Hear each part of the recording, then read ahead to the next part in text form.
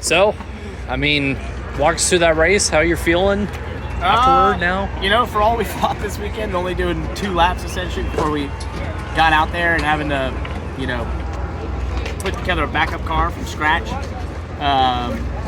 I think we were solidly a top 10 car for most of that race, especially in the long run. And then we just got screwed that green flag cycle in the pit. When we pitted, the caution came out, so that trapped us a lap down. And it was just really unfortunate timing because I think we were solidly going to be in the top 10. And it is what it is. And then at the last run there, we just went like hell and almost got there. Just a little bit of bumper tag and that sort of stuff. That is 14th. But yeah, I mean, I'm happy. I feel like it's kind of a euphemism for our 2 years together in terms of having some crazy shit happen on Friday or Saturday, whatever, and then having to start at the back and pass all the cars and get there, and then, you know, hey, we were really fast. So this green flag caution, you know, caution comes out in the middle of green flag cycle, and it just always happens. Yeah. I heard you when you got out of the car. I think you're like, oh man, like just with the overtimes and whatnot. Yeah. Well, those helped us because we needed to get back on the lead lap, but see you, buddy.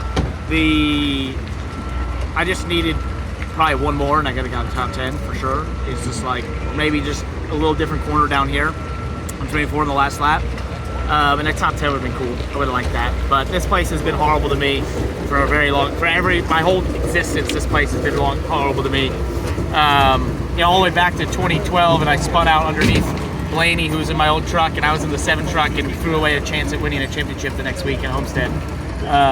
This place is just, I'm very glad to not have to race here ever again.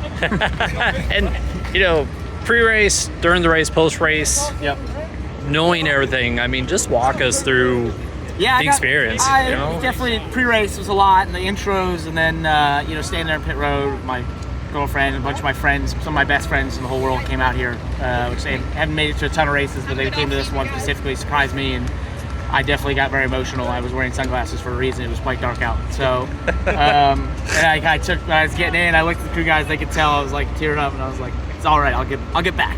And I did. I was able to lock in, focus, but afterwards, you know, I just enjoyed it. Shane Van Gisbergen and I had just a battle royale once again at one point.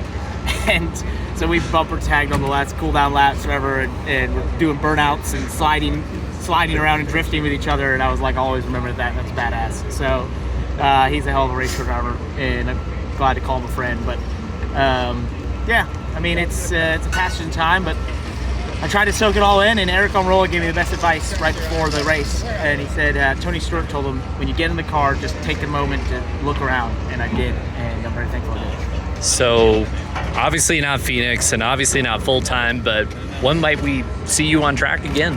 Some road courses, maybe trucks. We'll see what else in trucks. I don't know. That might be a possibility there. I'd like to go. You know, I feel 90% sure about this Rolex deal coming together, so that would be cool. Run the Rolex 24, and I'd like to just go do fun stuff like that, and pick and choose, and then you know, go build the rest of my life outside this. But you know, I'd just like to say it's absolutely been an honor, and I'm more than grateful to have had this chance. And whoever's out there looking at trying to do this, know it's going to be hard, know it's going to take almost more than you've ever had, and it's not going to make much sense, it's not going to make financial sense. By God, I bet you should, and you should try and learn from this and try and get here because it's worth it. Thank you. What were you feeling in that moment?